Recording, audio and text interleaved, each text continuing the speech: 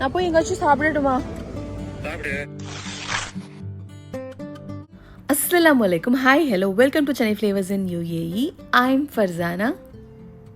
எல்லாரும் எப்படி இருக்கீங்க? அல்ஹம்துலில்லாஹ் நாங்கள் நல்லா இருக்கோம். கண்டிப்பாக நீங்கள் எல்லோரும் நல்லா இருப்பீங்க அப்படின்னு நினைக்கிறேன்.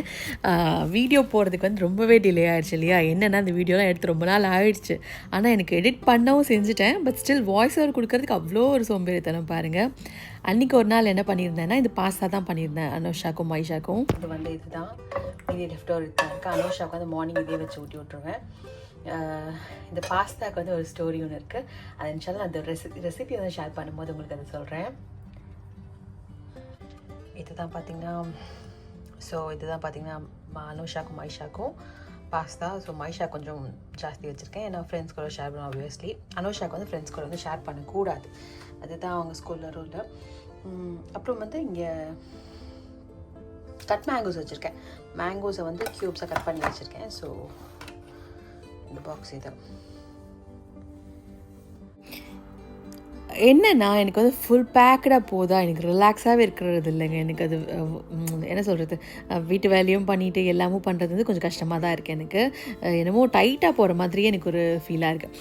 நெக்ஸ்ட்டு வந்து கொஞ்சம் வீடெல்லாம் க்ளீன் பண்ணிருக்கேன். ஏன்னா இதெல்லாம் வரப்போகுது இல்லையா? ஸோ ஒன்று அட் டைமில் பண்ணும்போது நமக்கு ஈஸியாக இருக்கும். அப்படின்னா ஒன்றும் பண்ணிகிட்ருக்கேன்.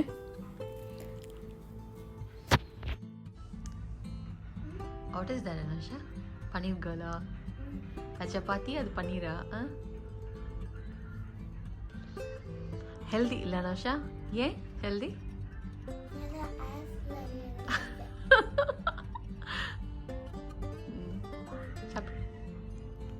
எங்கள் வீட்டுக்கு பக்கத்தில் பார்த்தீங்கன்னா நிறைய கன்ஸ்ட்ரக்ஷன் சைட்ஸ் இருக்கா. ஐயோ எனக்கு உயிர் போகிற பயம் வருது பாருங்கள் எப்படி இருக்குன்னு.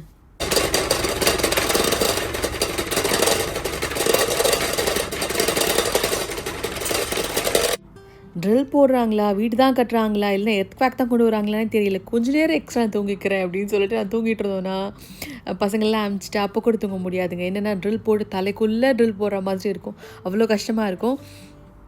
ஸோ அது ஒரு பயங்கர அனாயிங்க இங்கே இப்போது. அப்புறம் பார்த்திங்கன்னா நான் வீட்டில் வந்து கொஞ்சம் க்ளீன் பண்ணிட்டு இருந்தேன். அது பார்த்து அனுஷா வந்து அது நான் குக் பண்ணிட்டு இருக்க டைமில் எனக்கு கேமரா செட் பண்ணி கொடு மம்மி, நான் அது செட் பண்ணி கொடு அப்படின்னு தான் கேட்டேன் ஃபர்ஸ்ட்டு. சரி செட் பண்ணி கொடுத்துருந்தேன். அதுக்கப்புறம் நான் கிச்சனுக்கு குக் பண்ண போயிட்டேன். பாருங்கள் எவ்வளோ அழகாக மசாலா க்ளீன் பண்ண தெரியுமா? மைஷாட்ட சொல்லிட்டு போயிருந்தேன் பெட்ஷீட் வந்து சேஞ்ச் பண்ணிடு, நான் குக் பண்ணி முடிச்சுட்டு வரேன், பெட்ஷீட் மட்டும் சேஞ்ச் பண்ணிடு அப்படின்னு தான் சொல்லிட்டு போனேன். அவள் பெட்லேயே உட்காந்துருந்தாலே தவிர அவள் இது பண்ணவே இல்லை. ஆனால் அனுஷா பாருங்கள் அதுக்குள்ளே எவ்வளோ வேலை பண்ணியிருக்கா அப்படின்னு சொல்லிட்டு மசாலா எல்லாத்தையும் ப்ராப்பராக க்ளீன் பண்ணியிருக்கா. அவ்வளோ ஸ்பார்க்லிங் க்ளீனாக இருந்ததுங்க பார்க்கும்போது மசாலா. அதுவும் பக்கத்தில் இருக்க அந்த ரோலிங் டேபிள் இருக்குல்லையா, அதெல்லாம் எடுத்துகிட்டு வந்து வச்சுட்டு அதை ரீப்ளேஸ் பண்ணி திருப்பி இது பண்ணி வச்சுட்டு அழகாக அவங்களே பண்ணியிருக்காங்க பாருங்கள். அனுஷா வந்து பேசிக்கலி பயங்கரமான ஒரு ஹோம்லி கேர்ள் தான் சொல்லணும். அவளுக்கு வந்து வீடு வந்து க்ளீனாக இருக்கணும், எல்லாமே ப்ராப்பரான பிளேஸ் ஆகிருக்கணும், அந்த மாதிரி தான் அவளுக்கு தோணும். அவளை பற்றி தெரியுற எல்லாருக்குமே தெரியும் அவள் எந்த அளவுக்கு வந்து க்ளீனாக இருக்கணும் எதிர்பார்ப்பா அப்படின்னு சொல்லிட்டு. வால் எல்லாமே கூட அவங்களுக்கு க்ளீனாக இருக்கணும் மேடம்க்கு. அங்கே கூட கொஞ்சம் சின்ன டஸ்ட்டெல்லாம் வரக்கூடாது. பட் நான் முன்னாடி சொன்ன மாதிரி பக்கத்தில் இந்த கன்ஸ்ட்ரக்ஷன் சைட் இருக்கா. ஸோ அந்த சிமெண்ட்டோட டஸ்ட் எல்லாமே இப்போ வர ஆரம்பிக்குது. ஒரு நாளைக்கு 2 தடவை க்ளீன் பண்ணால் கூட பற்ற மாட்டேங்குது. அது ஒரு பயங்கர தலைவலியாக இருக்குது இப்போது. ஸோ இங்கே பாருங்கள் மசாலா அவங்களே அழகாக க்ளீன் பண்ணிவிட்டு எல்லாம் முடிச்சிருந்தாங்க. ரொம்ப பெருமையாக இருக்குது பார்க்கும்போது மசாலா. அல்ஹம்துலில்லாஹ்.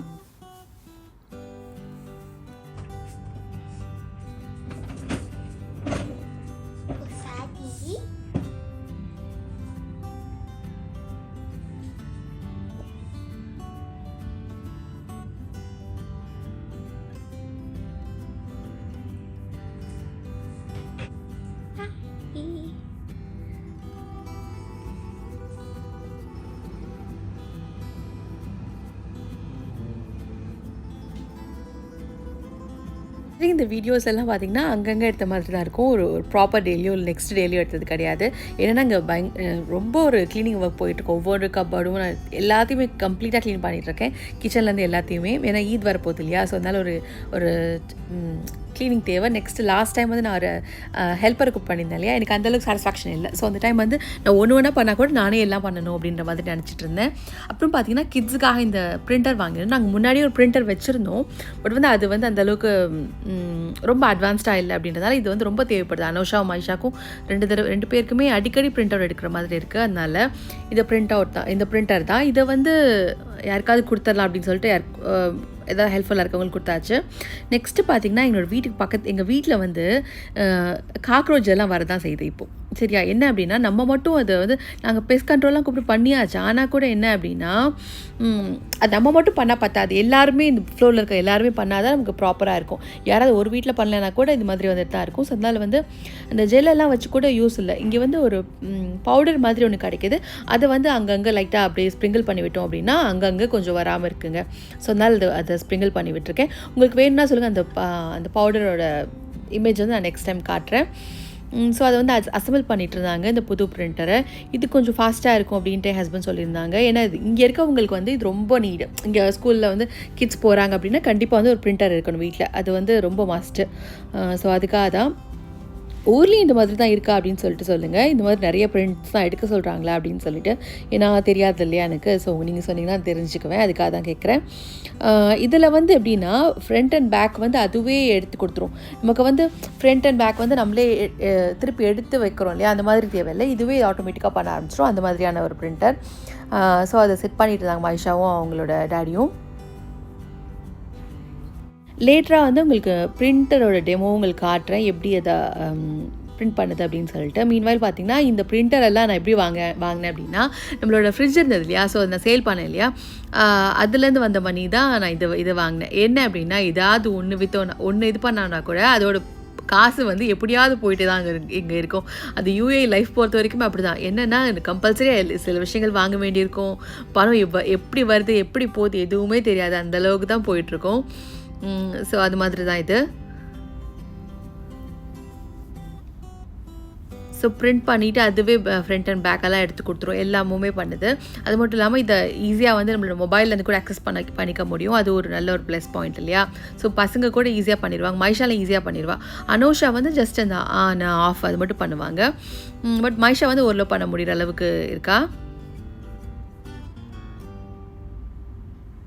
ஸோ அதை முடிச்சுட்டு பார்த்திங்கன்னா இது வந்து எடுத்தது ஒரு வீக்கெண்ட் நினைக்கிறேன். ஸோ அன்றைக்கி வந்து ஃபிஷ்ஷு வாங்கி சமைச்சிருந்தோம். ஆக்சுவலாக எங்களுக்கு வந்து இந்த ஏதாவது ஒரு ஃபிஷ் வாங்கிட்டோம்னு வச்சுக்கோங்க, அதுலேயே அப்சஸ்ட் அப்படியே போயிட்டு இருக்கும். இந்த வாட்டி இந்த சங்கரா மீன் இருக்கு இல்லையா, இதெல்லாம் பார்த்திங்கன்னா அவ்வளோ டேஸ்டியாக வருதுங்க. ஏன் தெரியுமா, இவங்க தான் தலையில் எனக்கு தள்ளி விடுறாங்க. ஸோ அதனாலேயே நான் இன்றைக்கி இன்னைக்கெல்லாம் வந்து நான் முடிவு பண்ணி அறிவான குழந்தைய மாதிரி நான் இன்றைக்கி. ஸோ எனக்கு பிரச்சனை செம்மையாக இருக்கும், அருமையாக இருக்கும், அருமையாக.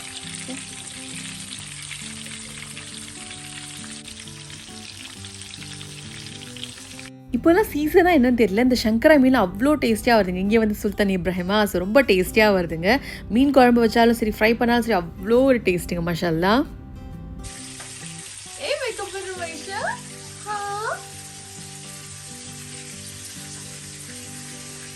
பாருங்க, மைஷா ரொம்ப வைக்கப்பட்டுச்சுக்கா.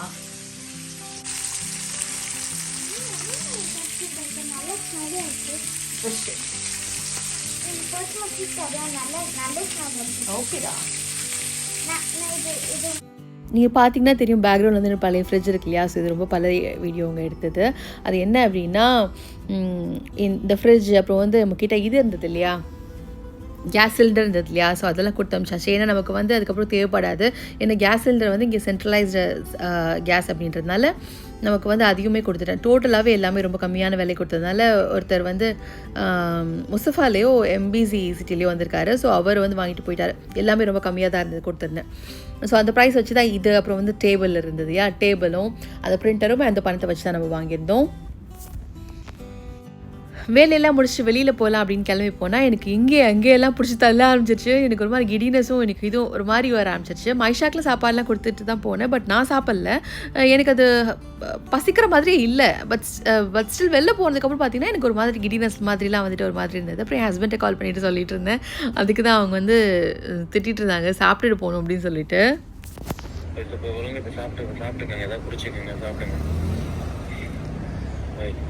ஓகே, உங்களுக்குலாம் ஒரு விஷயம் தெரியுமா? இங்கே வந்து மதினா ஜாயித் இருக்கு இல்லையா? இங்கே வந்து ஒரு சூப்பரான ஒரு விஷயம் இருக்குது. என்ன அப்படின்னா, இங்கே வெளியில் வந்து இந்த மாதிரி செட்டப்ஸ்லாம் வச்சுருக்காங்க. பிளான்ஸ் மாதிரி புதுசாக வச்சுருக்காங்க. ஒரு ரிலாக்ஸ் பண்ணுற மாதிரியான ஒரு ஸ்பாட்டு. பார்க்கவே ரொம்ப நல்லாயிருக்கும் டே டைம்லலாம். இங்கே லெமன் கிராஸ் வேறு இருக்குங்க. அங்கே ஒரு சைட் போகும்போதெல்லாம் ஒரு மாதிரி ரிலாக்ஸிங்காக ஒரு ஹில் ஸ்டேஷனில் வர ஸ்மெல் மாதிரியே வந்தது. என்னென்னு பார்த்தீங்கன்னா அது லெமன் கிராஸுங்க. செம்மையாக இருக்குல்ல? ஒரு ஆயில் ஒன்று வாங்கியிருக்கேன். ஸோ அது வந்து நூனில் வந்து டெலிவரி ஆகும். அந்த ஐட்டமோட ஒர்த்தே கம்மி தான். ஸோ அதனால் வந்து நான் இங்கே ஒரு ஷாப்பிங் சென்டர் இருக்குது. ஸோ அங்கே போட்டால் நமக்கு டெலிவரி ஃபீ கிடையாது. ஸோ அதனால் அங்கே போட்டிருக்கேன். அதை கலெக்ட் பண்ணுறதுக்காக இப்போ வந்திருக்கோம். அமௌண்ட் சொல்லுங்கள். 3308 ஓ நான் பண்ணுறேன். ஓகே 330820. அதான் நான் சொன்னேன். பார்த்தீங்களா? ஐயோ நைஸ்.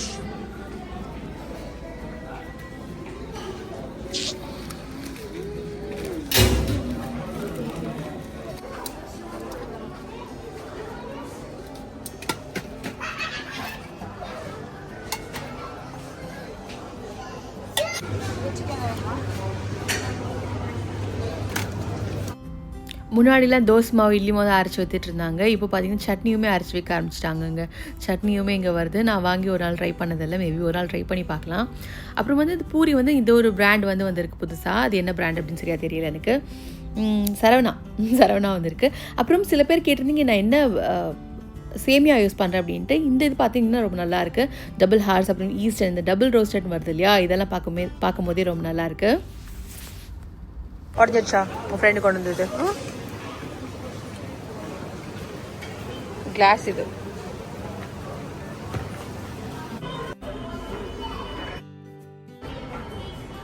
எல்லாம் முடிச்சுட்டு பார்த்தீங்கன்னா நானும் மைஷா வந்து மதியான ஜாயத்தில் வந்து மேலே வந்து சரவணா பவன் ரெஸ்டாரண்ட் இருக்குது. ஸோ அங்கே போயிருந்தோம். இங்கே வந்து தோசை ரொம்ப நல்லாயிருக்கும். தோசை பொறுத்த வரைக்கும் அது ஹோட்டலில் வாங்கி சாப்பிட்றீங்க அப்படின்னா அங்கே வாங்கி சாப்பிட்டா தான் அந்த டேஸ்ட் இருக்கும். வீட்டில் வாங்கினீங்கன்னா அது டிஃப்ரெண்ட்டாக மாறிடும். அது தோசை மாதிரியே இருக்காது, அது வேறு மாதிரி இருக்கும். சம்டைம்ஸ் சில ஹோட்டல்ஸ்லாம் பார்த்தீங்கன்னா பார்சல் தனியாக மாவு அரைச்சி வச்சுருப்பாங்க. அங்கே சாப்பிட்றவங்களுக்கு வந்து தனியாக மாவு அரைச்சி வச்சுருப்பாங்க. 2 மாதிரியான தோசை போட்டு தருவாங்க. அது நல்லாயிருக்கும்.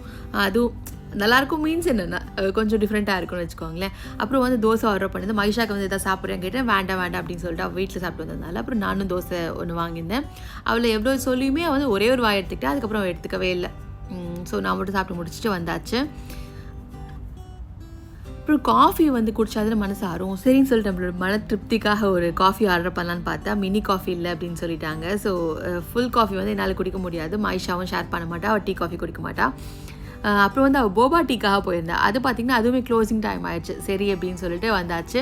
அப்புறம் இப்போ பார்த்திங்கன்னா ஒரு ஸ்பெகட்டியோட ரெசிபி காட்டுறவங்களுக்கு. இது அவ்வளோ ஹெல்தி. எத்தனை வெஜிடபிள்ஸ் ஒழிச்சு கொடுக்கலான்னு நானே காட்டுறேன் பாருங்கள். பசங்களுக்கு பார்த்தா ஒன்றுமே தெரியாது. பட் அவ்வளோ வெஜிடபிள்ஸ் வந்து ஹெல்த்தியாக கொடுக்கலாம். இது வந்து பாருங்கள், ஒரு எல்லோ கலர் கேப்சிகம் எடுத்துக்கிறேன். அதில் வந்து 10-12 கேஷும் வச்சுக்கிறேன். அதே மாதிரி 6-7 அளவு காஞ்ச மிளகா, ஒரு தக்காளி, அப்புறம் பன்னீர் இதெல்லாம் போட்டு பாயில் பண்ணி எடுத்துக்கோங்க ஒரு 5 மினிட்ஸ் அளவுக்கு. அப்புறம் இங்கே பார்த்தீங்கன்னா மாவு வந்து நான் ஷார்ட்ஸில் போட்டிருந்தேன் இல்லையா, என்னோடய மாவு வந்து புளிக்கவே இல்லை அன்றைக்கி மார்னிங். ஸோ அதுதான் பிளானை மாற்றிட்டு ஸ்பெகட்டியை கொடுத்து அனுப்புகிறேன். ஸோ இங்கே பார்த்தீங்கன்னா ஸ்பெகட்டிக்காக பாயில் பண்ணுறதுக்கு அந்த நூடுல்ஸ் இருக்கு இல்லையா, அதை பாயில் பண்ணுறதுக்காக தண்ணி வச்சுருக்கேன்.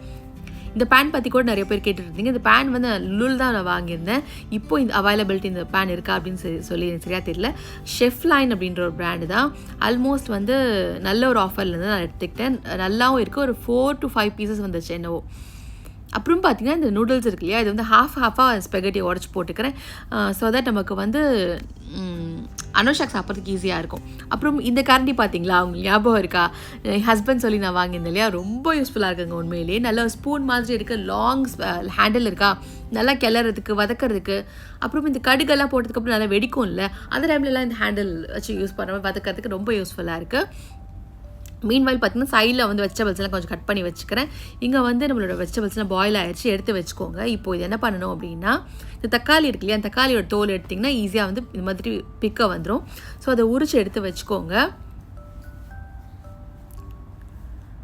இப்போ வர தக்காளிலாம் நல்ல ஜூஸியாக இருக்குங்க. அவ்வளோ டேஸ்ட்டியா இருக்குது. தக்காளி சாதம் செஞ்சு சாப்பிட்டுட்டே வரலாம் போல இருக்குது. அந்தளவுக்கு அவ்வளோ டேஸ்ட்டியாக இருக்குது. இப்போ வந்து அரைக்கிறதுக்கான திங்ஸ்லாம் ரெடி பண்ணிக்கலாம். அதில் வந்து நம்ம வேக வச்ச அந்த கேஷ்யூ, காஞ்ச மிளகா, கை நிறையா மல்லி சேர்த்துக்கோங்க.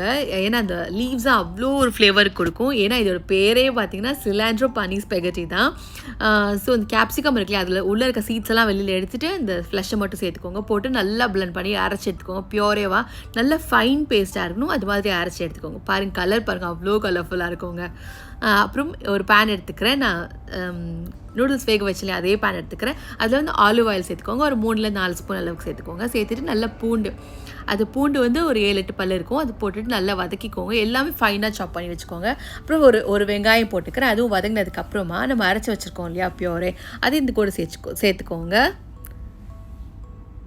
சேர்த்துட்டு நல்லா குக் பண்ணுங்கள். ஆல்மோஸ்ட் எல்லாமே குக் ஆனது தான் அப்படின்றதால ஒரு 3 to 4 மினிட்ஸ் வெந்துச்சுன்னா போதும். அப்புறம் வந்து அந்த ஜார் இருக்குல்லையா, அதில் வந்து லைட்டாக தண்ணி சேர்த்து நான் வாஷ் பண்ணி ஊற்றிக்கிறேன். அப்புறம் நம்ம பாஸ்தா வடிக்கும் போதே கொஞ்சமாக தண்ணி எடுத்து வச்சுருக்கேன் பேலன்ஸ், ஓகேவா. அப்புறம் கொஞ்சம் உப்பு, அப்புறம் வேக வச்ச பன்னீர் சேர்த்துக்கிறேன். அது கூடவே பார்த்திங்கன்னா பெப்பர் பவுடர் சேர்த்துக்கிறேன். பெப்பர் பவுடர் பார்த்து சேர்த்துக்கோங்க. உங்கள் மிளகால காரம் ஜாஸ்தியாக இருந்துச்சுன்னா இது கொஞ்சம் குறைச்சிக்கோங்க. போட்டு நல்லா வதக்கிக்கோங்க. இந்த டைமில் பார்த்திங்கன்னா நம்ம வடித்து வச்சுருக்கோம் இல்லையா நூடுல்ஸ், அதையும் இது கூட ஆட் பண்ணிவிட்டு நல்லா ஒரு மிக்ஸ் கொடுங்க. பார்க்கும் போது அவ்வளோ எம்மியாக இருக்கும். என்னாலே கண்ட்ரோல் பண்ண முடியல. அந்தளவுக்கு நல்ல ஒரு அரோமா டேஸ்ட் பார்த்திங்கன்னா அவ்வளோ ஒரு டேஸ்டியாக இருந்தது. நீங்கள் வெயிட் லாஸில் இருந்தாலும் சரி, இல்லைன்னா வந்து ஒரு டேஸ்ட்டுக்காக சாப்பிட்றீங்க அப்படின்னா கூட சரி, ரொம்பவே அவ்வளோ ஒரு டேஸ்டியான ஒரு ரெசிபி இது. கண்டிப்பாக ட்ரை பண்ணி பாருங்கள். போட்டு நல்லா மிக்ஸ் பண்ணிக்கோங்க. இதுக்கு மேலே எந்த எக்ஸ்ட்ரா ஹர்ப்ஸும் தேவைப்படாது. க்ரீம் உங்களுக்கு தேவைப்பட்டது தான் சேர்த்துக்கலாம். க்ரீம் இல்லைன்னா சீஸ் கூட சேர்த்துக்கலாம். மேலே வந்து இன்னும் கொஞ்சம் லூஸாக வரணும் அப்படின்றதுனால நான் பாஸ்தா வாட்டர் வந்து இன்னும் ஆட் பண்ணிக்கிறேன். இந்த மாதிரி இருக்கணும். அப்போ தான் பாக்ஸில் கட்டி அனுப்பும்போது பசங்களுக்கு ட்ரை ஆகாமல் இருக்கும். ஸோ இவ்வளோ தான் இன்றைக்கோட vlog. உங்களுக்கு இந்த vlog பிடிச்சிருக்குன்னு நினைக்கிறேன். பிடிச்சிருந்தா please like, share, subscribe. Thanks for வாட்சிங். பை.